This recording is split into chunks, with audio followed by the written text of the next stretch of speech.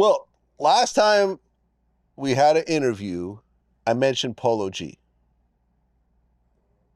I talked about the situation I got into it with him. And I actually went back and looked at the interview, which got him so upset. What, he got mad? Well, yeah. Why did he get mad? Well, I talked about this. Yeah. You know, because basically what I said when Academics was interviewing me on his platform, I was like, look, Polo G got this gun case in Manhattan.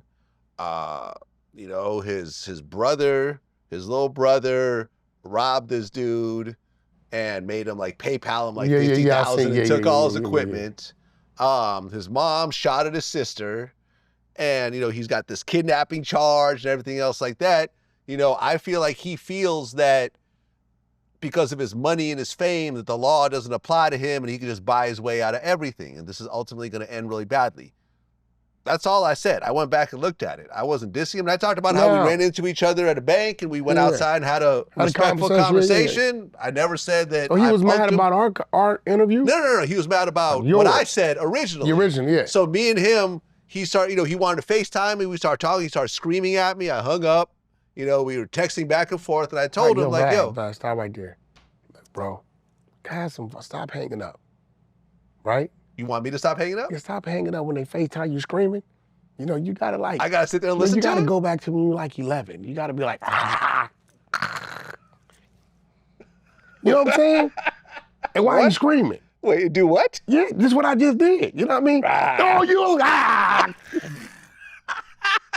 know what I'm saying? Like, have some fun with it, That's how you handle it? I mean, listen, you don't even have to say a word. They can never said you said anything disrespectful. He's screaming at you, memeing him. That's how you need to do it. Stop hanging up, bro. Okay. Because when you hang up, they think they punked you. Oh, really? I feel like I didn't get punked because I'm not sitting there letting a grown man scream at me. Take your glasses, put them on backwards. You know, this silly stuff. Have some fun with it. Have some fun with it. Okay, I got you. So anyways, during this conversation, I said, yo, man, I'm going to give you some OG advice because I'm a lot old. I'm more than twice your age. I said, if you keep continuing down this path, what's going to happen to you is what's happened to a lot of other people I've interviewed. And he goes, man, I don't care about your advice. I'll never take your advice. You don't come from where I come from. You have no idea about what I go through. I said, okay, do what you want to do. And just recently, he got caught with a gun once again in L.A. Where was he at? Let's take a look. Hey, he get out on bail, right? Let's take a look. He got pulled over in the valley. They found a loaded pistol. He got booked for felony possession of a concealed weapon. He doesn't have a carry permit. Was he like intoxicated? He didn't have a driver's license? He had warrants? No, he had a driver's license. So how did they search? He got pulled over, I believe, was it over tinted windows? He must have been on some type of probation or something. Pulled over for speeding. Was he doing over? He wasn't. Yeah, I'm trying to figure out what the probable cause was searched. Not sure, but he was pulled over. Unless he gave them consent to search. And a lot of these street dudes claiming street, they don't know the rules, they don't know the laws. Listen, when you get pulled over and you're not on any parole or probation, you have license, registration, insurance. When they ask you, do you give me permission to search, you tell them no. Right.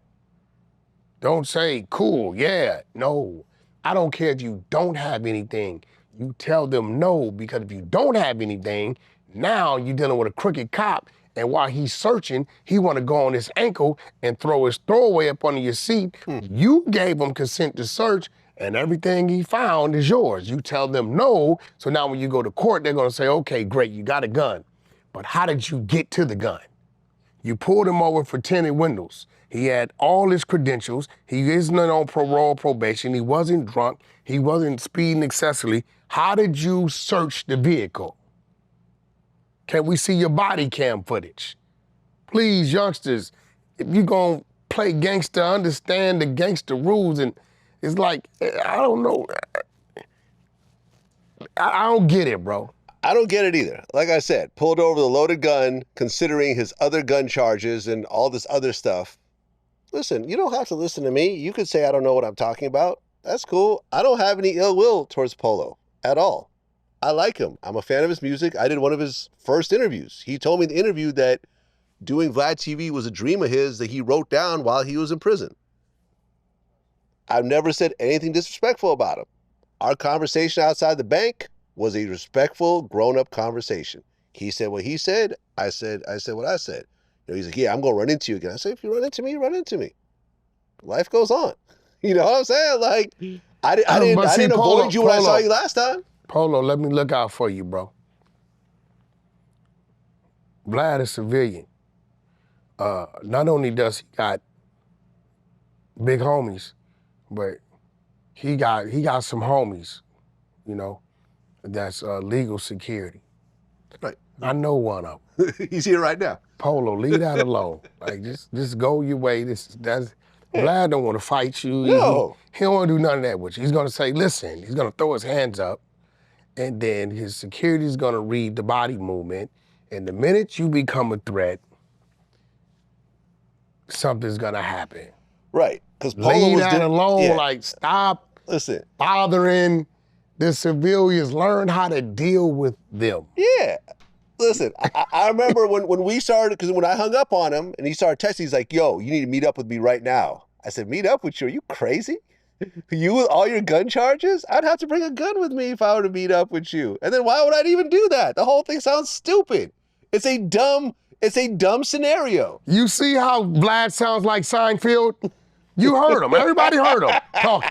Okay? Polo, put that in your head. I want you to visualize you telling Seinfeld, no disrespect, Vlad, but you sounded like Go ahead. Seinfeld, meet up with me right now.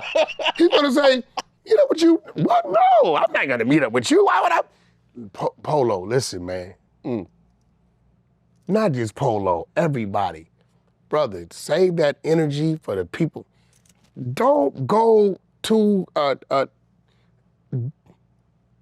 a basketball game with a helmet on, bro. You know what I'm saying?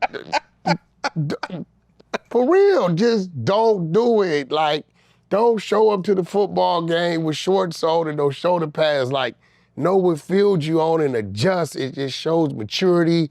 It shows that you know how to deal with things, you know, and I'm telling you this because I used to be the same way, just fly off the handle, know and understanding who you dealing with and just learn, challenge yourself to know how to deal with them. And when you walk away with an understanding, you feel a lot better about yourself. But Vlad is not doing that with you, brother. Just leave that alone. Yeah, and he's welcome to come back on my platform and talk about it. I even said, listen, if you really want to meet with me, come to Vlad TV. You can sit down with me face to face. Bring who you want to bring. I'll bring who I bring. We'll do it. Oh, you just try to get an interview? I said, yeah. In other words, if you don't want them all in your videos, dancing, come to Vlad TV. Come to Vlad TV. Shout out to Polo, man. Polo, look, man, I'm trying to make you laugh. I hope this whole gun charge ultimately goes away. You don't end up doing any prison time. No one wants to see you in prison, Polo. No one has any animosity towards you. Polo, I'm just playing. If you need an attorney, look up Alex Kessel. He's in Sherman Way. Been with me 20 years. All them blueface cases y'all see me beat, freeway shootings and all that. Look up Alex Kessel, top attorney. Tell him Wack100 sent you. He gonna look out for you. And that's through Vlad, man, all right? You gonna get that discount through Vlad. Chill out.